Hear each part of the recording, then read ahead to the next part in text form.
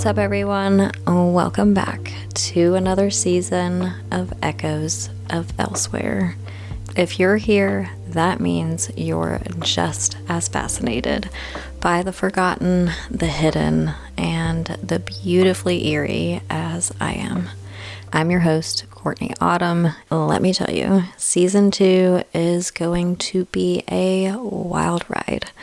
I've lined up interviews as always with seasoned explorers who have seen things most people would not believe. I'll be sharing even more of my own adventures or misadventures. And of course, we'll be diving into best practices, cautionary tales, and the life hacks that keep us safe while indulging our curiosity. But before we get into all of those things, I will start this season off by talking about the most essential urbex gear that we might oftentimes find we need, or we absolutely need. Because whether you're stepping into a forgotten mansion or crawling through a half-collapsed factory, what you bring with you can make all the difference between a smooth exploration and a seriously bad day. So, let's break it down. First up, a solid flashlight. That probably is most common sense. Let's hope. But seriously, you can use your phone's flashlight, but that's literally like bringing a butter knife to a steak dinner. Like, sure, it'll cut, but it's not really going to get the job done. So your phone's light is just super dim, plus it drains your battery, and you just risk dropping it, really, the more you're holding on to it, especially if you're urbexing and you're out here getting on weird, questionable staircases, ladders. You gotta hold onto something, usually with one hand at least. So using the other one to hold your phone as a light is not really ideal. So that leads me into saying that you guys get extra bonus points if you go for something like a headlamp, like I do. Not only does it free up your hands for climbing and taking photos or whatever you need, but it also gives you a pretty steady and high quality beam of light that doesn't leave you squinting at every dark corner or only being able to illuminate the path just in front of you. Actually, Kate Anagonio and I joked about this during their interview on here because we were like, what the fuck does your phone flashlight do? Absolutely nothing. So if you haven't learned that the hard way, I just saved you the trial and error, because let me just tell you, it does not work. That's the full report, the full collective consensus from basically every single person I've talked to in this community. So it just doesn't do anything, especially not if you actually need to see, like, any distance away, like I said. Anyways, moving on to the next item on the urbex gear list, which is gloves. Which are gloves? Which is gloves. Y'all, I swear I'm not illiterate. I really am not. My IQ is actually quite on the good side. I've checked. Anyways, my point is I know what I'm saying and I know how to speak English. Anyways, like I said, gloves is the next thing on the list, and I will be honest with you guys first and foremost before I even get into the whole gloves thing. I am definitely that person who has never worn gloves urbexing before. There are countless times I wish I had, so that's why I'm putting this on here. It's not because I actually have gloves. I do now. I actually just put them in my fanny pack. Yes, I have a fanny pack. But I actually just put them in there a few weeks ago, so they're not real gloves or climbing gloves, but a glove is a glove at the end of the day. But my point is, it's a very bad habit I've gotten into by not wearing gloves, and it's just bad practice. So you live and you learn, and I've learned several times to have gloves and still never put them on. So I'm going to start doing that because I definitely wish I'd had them when I did the factory explore with Urbex, Georgia Jen, and Rose Urbex and Backroads to Abandon, because if you follow me on Instagram, you've seen the video of me climbing in the factory, and I shit you not, some part of that ladder was a little wet, and I don't want to know what was on there because it's a very dirty place. So it's just stuff like that is my point. There have been many times like that where I'm just like, damn, I really wish I had a pair of gloves on. So that is the second item on this list. Never leave home without a pair, whether you're climbing, crawling, or even just pushing through some sort of overgrowth. You know, gloves are a must to protect your hands.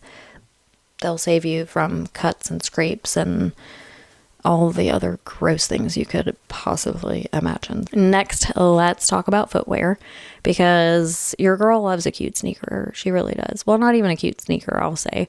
Your girl loves a cute flat. Like when Toms were Toms, you know what I'm saying? Like that was my jam. I love flats, but you can't wear them to do Urbex at all. Like, not recommended. I've accidentally worn them a time or two because I did a drive-by situation and I was like, I need to get out of the car and go into this abandoned house randomly, and I wasn't prepared. So yeah, there's been very seldom times I've done that. I really like to wear the proper shoes to do urban exploring. I really do. It's very important for me. I don't know why. That's like the biggest thing for me. That and the light. The footwear is probably even more important though, to be really honest. I like to do a lot of exploring in the daytime, you know, so the light comes in handy, obviously, because most bandos have no power. But I mean, I couldn't do without it completely, but a lot of times I don't even use my light for like photography or anything anymore. I try not to because it just ruins the picture. Anyway, I'm talking about light again.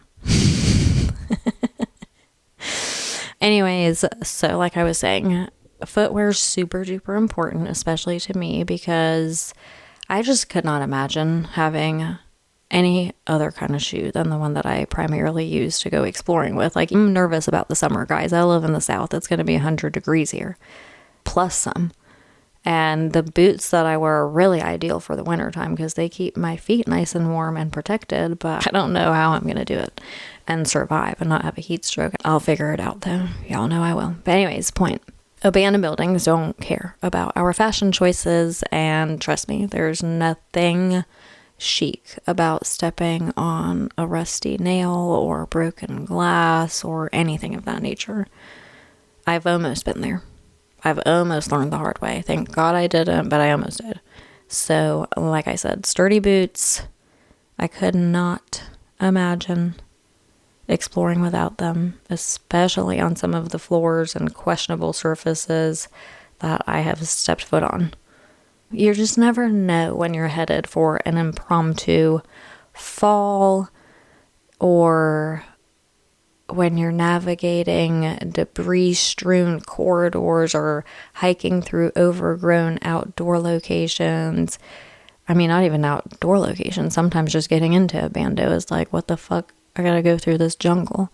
So, you know, they can mean the difference between kind of a good explore and an ER visit type of situation. They are a lifesaver. So that is why I always say footwear is not just about having an accessory. It's definitely an essential part to consider before you venture out into the urbex world or into a bando or whatever you want to call it. Like, just put some proper shoes on. Think about protecting all the parts of yourself that you can in the best way you can. Which leads me to my next point, which is also a game changer. Also, something I'm super guilty of not practicing basically at all. A lot of people forget this one. Respiratory protection. I know it's not like the sexiest thing to be wearing a mask at all times, but breathing in decades-old mold and asbestos and mystery dust is not really sexy either. A lot of places look fine even, and that doesn't mean they are, but then there's the obvious ones where the lead paint is peeling, or there's just black mold going up the wall. Like, we've seen it all. So we need to get some sort of mask, some sort of respirator. Your lungs will thank you. We don't know what's going on in these bandos. So again, something I forget about all the time, something I don't make a priority, and I know I'll regret it. So hopefully by time I revisit all of these things, I'll have been wearing my mask more. AKA by time I go on my next explore, I should be wearing a mask. Anyways, so moving on to some more essentials, which really this is an essential for life, but especially urban exploring, which is a first aid kit, because let's be real, urbex is not a hobby for people who want to practice caution or for people who want to stay on like the safe side of the fence, you know. So a basic kit with bandages and antiseptic wipes and tweezers can make the difference between a minor scratch and a full-blown infection. I can't tell you guys how many times I have gotten myself tangled up in some thorny ass vines. Like, they love me. One time, this was actually just a few weeks ago, Backroads to Abandon and I were exploring, and we were trudging through the overgrowth as always, and I got all entangled on some thorns and whatnot, and then we leave this bando that I finally make it out of, and we're driving down the street and we hear some weird ass noise coming from her car, and it's literally this whole ass vine and thorns that was wrapped around my leg was dangling out of her car and was like shut into the car door. And like, that's what I'm saying. These things love me, and they scratch the shit out of me every fucking time. And one of those times it got my hand and I was kind of bleeding everywhere. And did I have a first aid kit or a band-aid at that? No. I'm surprised I had like a napkin. You know what I mean? So again, a lesson learned the hard way. I love to learn lessons the hard way. Y'all will come to find out if you haven't already. Anyway, so yes, do get a first aid kit. Keep it in your car or in your bag or somewhere where you can have it handy or accessible while you're out urban exploring or right after you're done, however you want to do it. I know we don't want to like go carrying a bunch of shit around if we don't have to. So I get that too. Just keep something on you, even if it's one band-aid. Sometimes that can go a long way.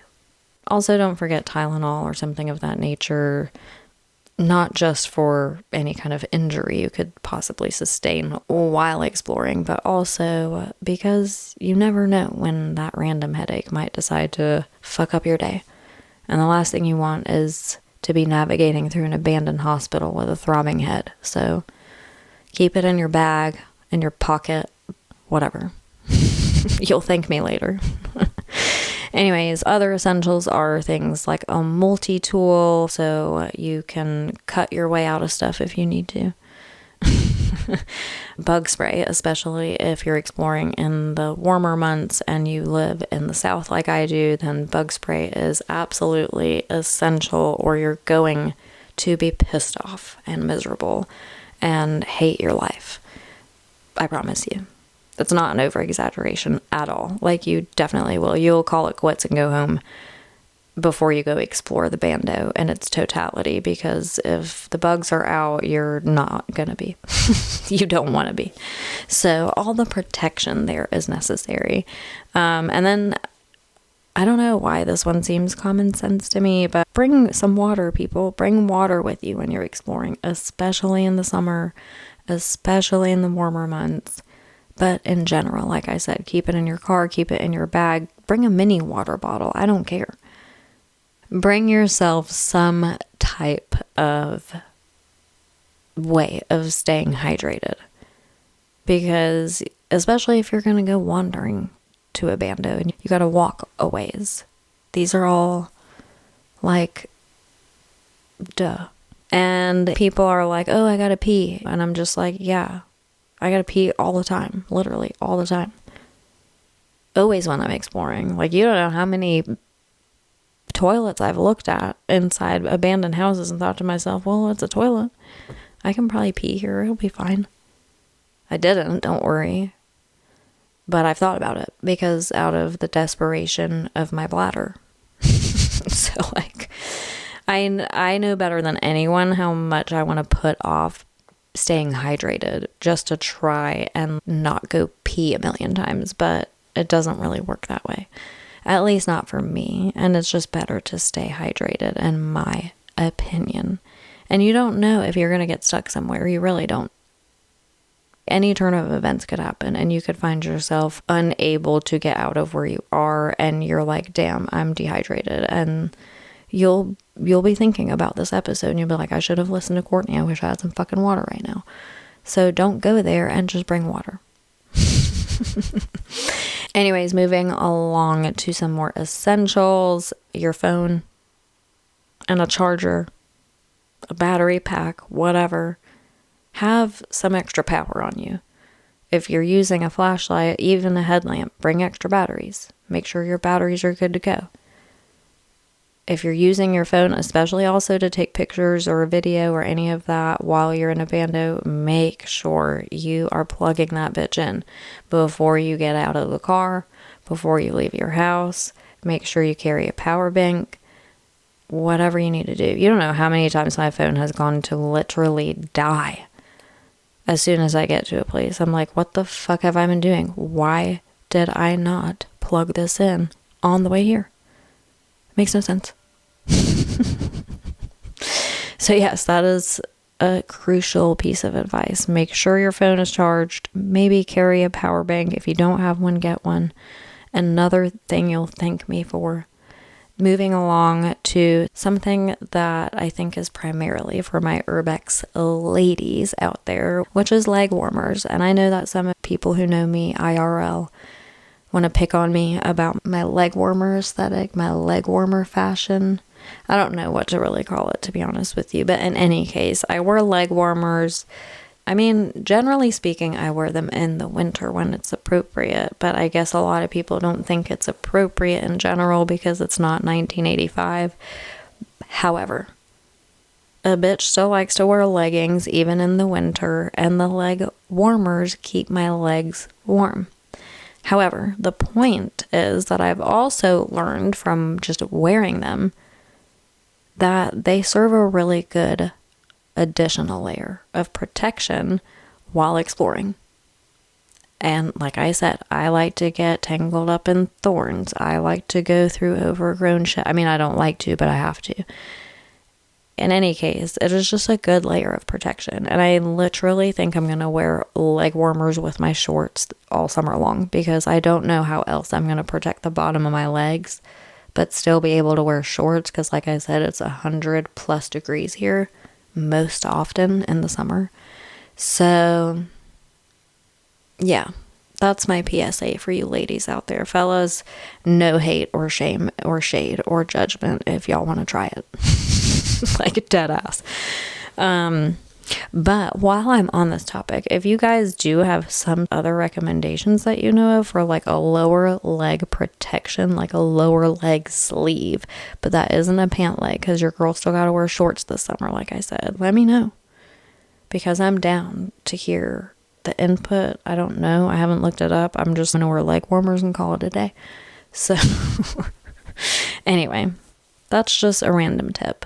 Next thing is toilet paper or toilet wipes, whatever you want to go for. Something to clean yourself with after you might have to unexpectedly relieve yourself outdoors or wherever because you're exploring and, you know, they don't have restrooms.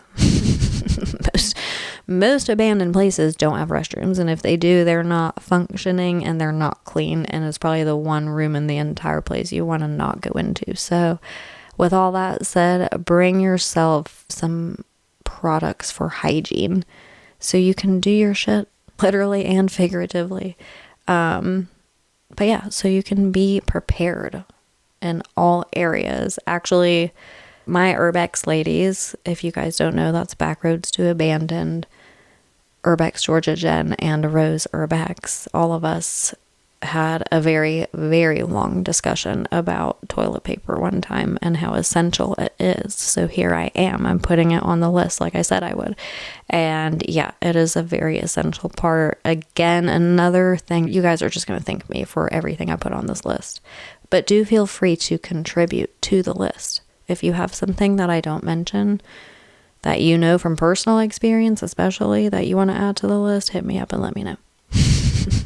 Leave a comment on here, slide into my DMs, however you want to do it.